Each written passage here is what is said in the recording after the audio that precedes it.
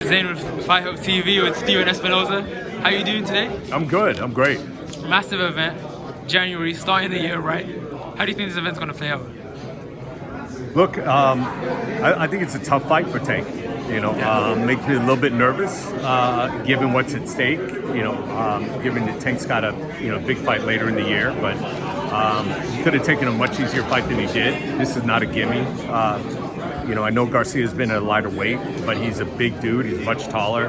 I think he's going to adjust to 135 just fine. And I expect a tough fight. Then on the rest of the card, look, I'm really thrilled with the way the rest of the card has come out. You don't see very often pay-per-view cards of this quality. I mean, to get Demetrius Andrade, Rashidi Ellis, Gervonta Davis, all on the same card under a Tank Davis fight.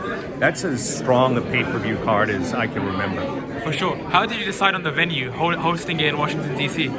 Well, Tank wanted to get back, back in the East Coast. He's been bouncing around a little bit, somewhere closer to home, Baltimore, D.C. And, it's one of those markets. D.C. is a great sports town.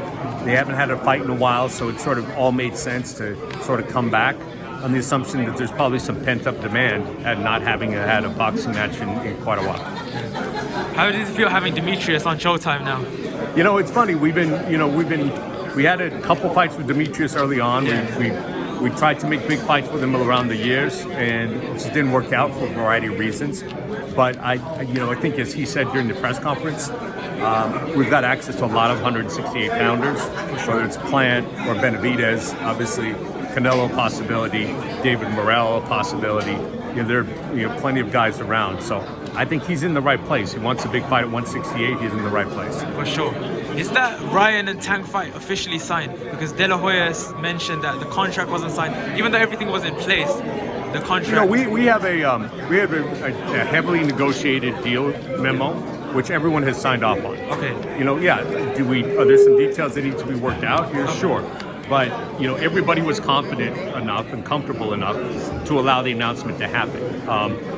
It surprised me a little bit, like that fight the announcement wouldn't have happened if Golden Boy wasn't comfortable with the announcement, if DAZN wasn't comfortable. Yeah. So I don't know if they're trying to back out. I don't know what their thinking is, but no one would have announced anything until everybody signed off, and everybody did sign off on the announcement. For sure. Tank's been tweeting a lot recently. I'm sure you've seen his tweets. And there's two things of note. One thing was, he mentioned an offer from Eddie for DAZN, an email from Eddie. Why was Eddie involved when, Garcia's a Golden Boy fighter? Why was Eddie involved in what? I didn't hear the last. As in, Tank was offered the fight by Eddie when Eddie doesn't manage either fighter. Because that's what Hearn does. He's famous for poaching fighters who have relationships, contractual or otherwise, anybody else. So look, he's been making unsuccessful offers for 4 or 5 years. He had all the money in the world, couldn't really do anything with it. Really, with a couple of exceptions, wasn't able to really sign any of the fighters that we've been working with at Showtime because they're happy here. So look, it doesn't surprise me. He's made multiple attempts to sign Tank. But obviously Tank's comfortable with where he is, and we're thrilled with his progress.